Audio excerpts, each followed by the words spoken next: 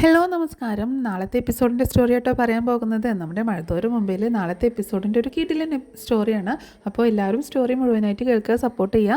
നമ്മുടെ ചാനൽ ആദ്യമായിട്ട് കാണുന്നവരാണെങ്കിൽ ഒന്ന് സബ്സ്ക്രൈബ് ചെയ്യുക. അതുപോലെ തന്നെ വീഡിയോ ഒന്ന് ലൈക്ക് ചെയ്യാനും ഹൈപ്പ് ചെയ്യാനും മറക്കരുത് കേട്ടോ. എന്നാൽ നേരെ സ്റ്റോറിയിലേക്ക് പോകാം. അങ്ങനെ നമ്മുടെ അലീനയെ കൂട്ടിക്കൊണ്ടു പോകാനായിട്ട് നമ്മുടെ രേവതിക്കുട്ടിയും മാമച്ചാനും ഗ്രേസമ്മയും കൂടി വരുന്നുണ്ട്. പക്ഷേ ഈ വരവ് ശരിക്കും അവർ മുൻപ് നേരത്തെ വരേണ്ട ഒരു വരവായിരുന്നു. അത് സാധിച്ചില്ല. അപ്പോൾ അവർ ഈ സമയത്താണ് വരുന്നത്. അപ്പോൾ വരുന്ന സമയത്ത് അലീനയാണെങ്കിൽ അവരുടെ കൂടെ പോകാനായിട്ടാണ് നിൽക്കുന്നത്. ശരിക്കും പറഞ്ഞാൽ അലീന മൊത്തത്തിൽ പാക്കും കെട്ടി പോകാൻ നിൽക്കുന്ന ഒരു സാഹചര്യമായിരുന്നു അന്ന് വരുമായിരുന്നെങ്കിൽ. പക്ഷെ അതിൽ നിന്ന് മാറി അലീന ഒരു 2 ദിവസത്തേക്ക് ഒരു ഗസ്റ്റ് എന്നുള്ള രീതിയിൽ മാറി നിൽക്കാനാണ് ഉദ്ദേശിക്കുന്നത് കേട്ടോ. പക്ഷേ ഇവർ പോയി കൂട്ടിക്കൊണ്ടുവരാം എന്നുള്ളൊരു പ്ലാനിലാണ് അലീനയെ ഇനി തനിച്ച് പറഞ്ഞയക്കാൻ ബാലചന്ദ്രൻ ഒരു മടി. തനിച്ച് പോകുമ്പോൾ വഴിയിൽ വെച്ചിട്ടും എന്തെങ്കിലുമൊക്കെ അപകടങ്ങൾ സംഭവിച്ചാലോ, ഇവരെന്തെങ്കിലും ഉപദ്രവിക്കുകയോ മറ്റോ ചെയ്താലോ എന്നൊക്കെയുള്ളൊരു പേടി കാരണം രേവതിക്കുട്ടി പറഞ്ഞു നമുക്ക് നേരെ പോയി ചേച്ചിയെ കൂട്ടിക്കൊണ്ടുവരാം എന്ന് പറഞ്ഞിട്ടാണ് അവർ പോകുന്നത് കേട്ടോ. അങ്ങനെ അതേസമയം ശിവശങ്കരനാണെങ്കിൽ നമ്മുടെ ബാലചന്ദ്രനെ വിളിച്ച് ഒന്നുകൂടി ഉറപ്പ് വരുത്തുന്നുണ്ട്, ഞങ്ങൾ ഇന്ന് അങ്ങോട്ടേക്ക് വരുന്നുണ്ട് എന്നുള്ള കാര്യം. അത് കേട്ടപ്പോൾ ബാലചന്ദ്രൻ പറയുന്നുണ്ട്, അതിനിപ്പോൾ ഇന്നലെ പറഞ്ഞതാണല്ലോ, ഇന്ന് വരുന്ന കാര്യം ഇനി വീണ്ടും പറയേണ്ട കാര്യമില്ലല്ലോ എന്ന് പറയുമ്പോൾ, അല്ല ബാലചന്ദ്രൻ അവിടെ തന്നെ ഉണ്ടാവുമല്ലോ, അതൊന്ന് ഉറപ്പ് വരുത്താൻ വേണ്ടിയിട്ട് പറഞ്ഞതാണ് എന്ന് പറയാണ് ശിവശങ്കരൻ. ഞാൻ എങ്ങോട്ടേക്കും പോകത്തില്ല, ഞാൻ നിങ്ങളെ പേടിച്ചൊന്നും എങ്ങോട്ടും പോകത്തില്ല, ഞാൻ ഇവിടെ തന്നെ ഉണ്ടാകും എന്ന് പറയുന്നുണ്ട് അയാൾ. ഞങ്ങളൊരു 10-25 അല്ല ഞങ്ങളൊരു 8 പേരുണ്ടാവും എന്ന് പറയുമ്പോൾ, ഞാനൊരു 25 പേരെയൊക്കെ പ്രതീക്ഷിച്ചു, എന്തായാലും നിങ്ങൾ വാ എന്നും പറഞ്ഞ് അങ്ങനെ ഫോൺ കട്ട് ചെയ്യാം കേട്ടോ.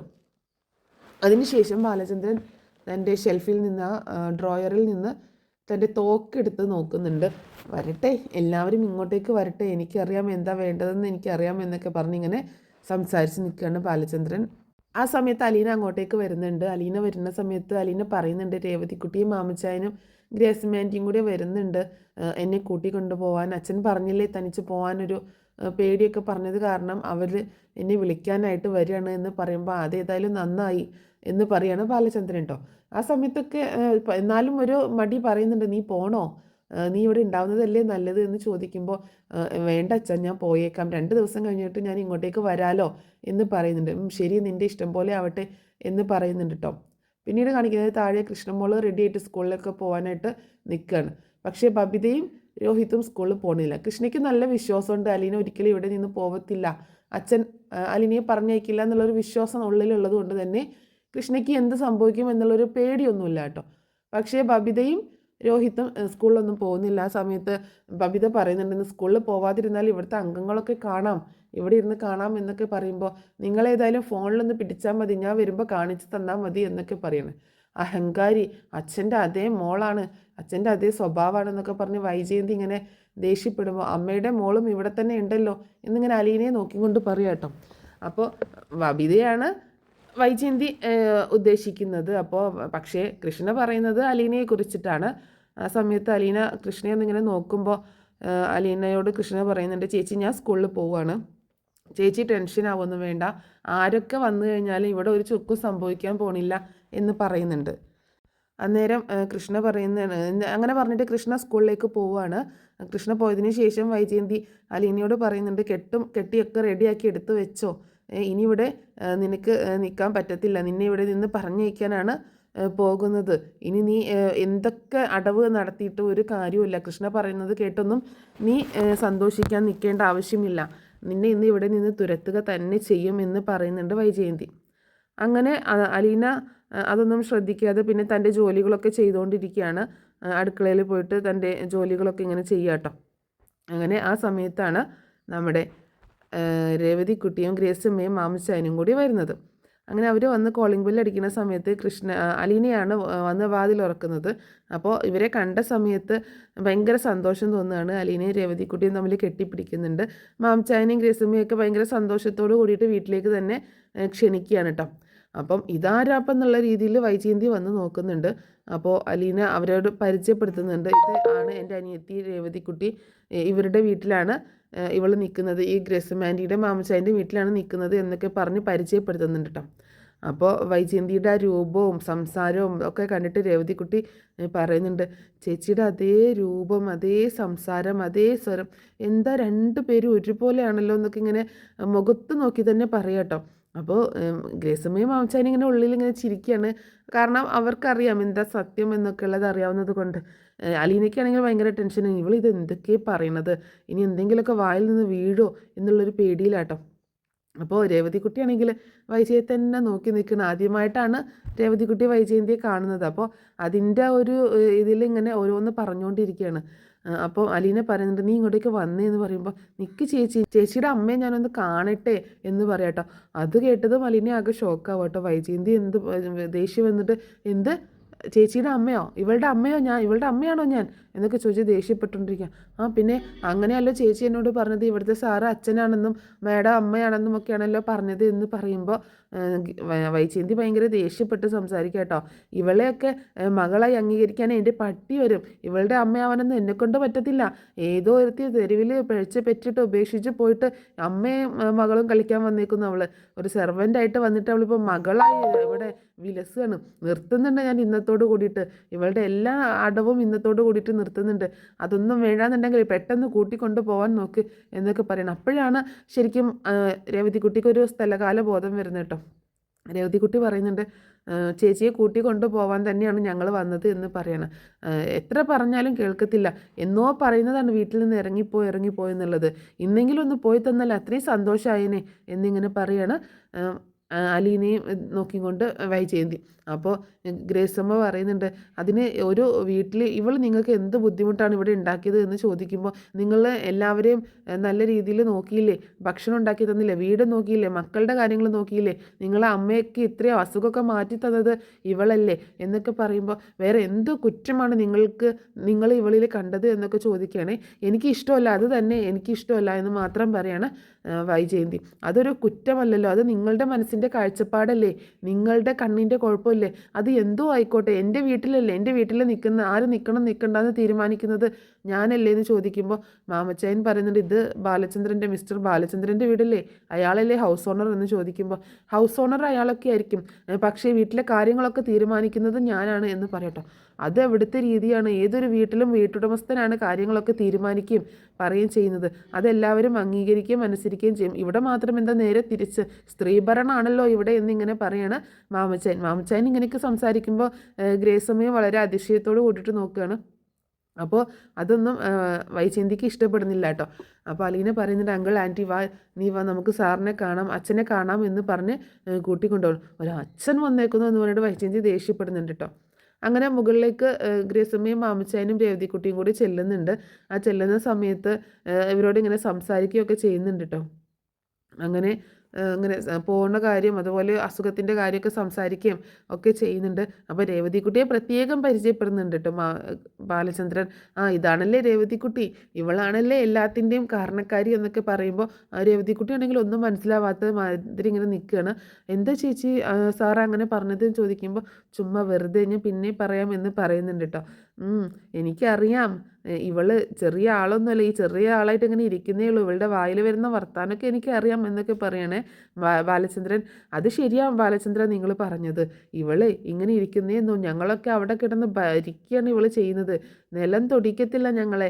ശരിക്കും പറഞ്ഞാൽ ഇവളാണോ അവിടുത്തെ മുതലാളി, ഞങ്ങളാണോ അവിടുത്തെ മുതലാളി എന്ന് ഞങ്ങൾക്ക് തന്നെ സംശയമാണെന്ന് പറയട്ടോ. അപ്പോൾ രേവതിക്കുട്ടി പറയുന്നുണ്ട്, അതിലൊരു സംശയമില്ല, ഞാനാണ് അവിടുത്തെ മുതലാളി, നിങ്ങളൊക്കെ എൻ്റെ കീഴിൽ നിൽക്കുന്ന ആൾക്കാരാണ് എന്ന് പറയണം. അപ്പോൾ അതവിടെ എല്ലാവർക്കും ഇങ്ങനൊരു കൂട്ടച്ചിരി ഇങ്ങനെ ഉണ്ടാക്കുകയാണ്. അങ്ങനെ അവർ സംസാരിച്ചൊക്കെ കഴിഞ്ഞതിന് ശേഷം താഴേക്ക് തന്നെ വരുന്നുണ്ട്. എന്നിട്ട് അപ്പോൾ അലീന പോണ കാര്യമൊക്കെ ഇങ്ങനെ പറയുന്നുണ്ടെങ്കിലും ബാലചന്ദ്രൻ്റെ മുഖത്ത് അത്രയ്ക്ക് ഒരു സന്തോഷമൊന്നുമില്ല. അങ്ങനെ താഴെ വരുന്ന സമയത്ത് വൈജയന്തി വീണ്ടും അലീനയെ കൂട്ടി കൊണ്ടുപോകുന്ന കാര്യം പറയുന്നുണ്ട്. എന്നിട്ട് അലീനോട് പെട്ടെന്ന് പോയിട്ട് റെഡി ആയിട്ട് വരാനൊക്കെ പറയുകയാണ്. അങ്ങനെ അലീന പോയി റെഡി ആയിട്ടൊക്കെ വരുന്നുണ്ട്. ഇവർക്ക് ചായയൊക്കെ എടുത്ത് കൊടുക്കുന്നുണ്ട് കേട്ടോ അലീന, അതൊക്കെ കൊടുക്കുന്നുണ്ട്. വൈജയന്തി ദേഷ്യത്തോടെ ആണെങ്കിലും ഇവർക്ക് അലീന ചായയൊക്കെ എടുത്ത് കൊടുക്കുന്നുണ്ട്. ഊണ് കഴിക്കാനൊന്നും നിൽക്കുന്നില്ല, ഒക്കെ പുറത്തുനിന്ന് കഴിക്കാം എന്നൊക്കെ പറയുന്നത്. അങ്ങനെ അലീന പോയിട്ട് തൻ്റെ സാധനങ്ങളൊക്കെ എടുത്തിട്ട് വരുന്നുണ്ട് കേട്ടോ. വരുന്ന സമയത്തും വൈജയന്തി ഭയങ്കര ദേഷ്യപ്പെട്ടിട്ട് ഇങ്ങനെ സംസാരിക്കുന്നുണ്ട്. ഇനി ഒരിക്കലും ഈ വീട്ടിലേക്ക് കയറി വരാതിരിക്കാൻ നോക്കുക, അതുകൊണ്ട് ഇനി ഇങ്ങോട്ടേക്ക് വരേണ്ട ആവശ്യമില്ല, വേഗം പൊക്കോ, ഇവരുടെ കൂടെ പൊക്കോ, ഇനി നിൻ്റെ മുഖം ഈ വീട്ടിലുള്ളവർ കാണാൻ ഇടവരരുത് എന്നൊക്കെ പറഞ്ഞ് ഇങ്ങനെ സംസാരിക്കുന്ന സമയത്ത് ഗ്രേസമ്മയ്ക്ക് ഇങ്ങനെ ഭയങ്കര കൺട്രോൾ പോകുന്നു. ഗ്രേസമ്മ പറയുന്നുണ്ട്, നിങ്ങളൊരു സ്ത്രീ തന്നെയാണോ?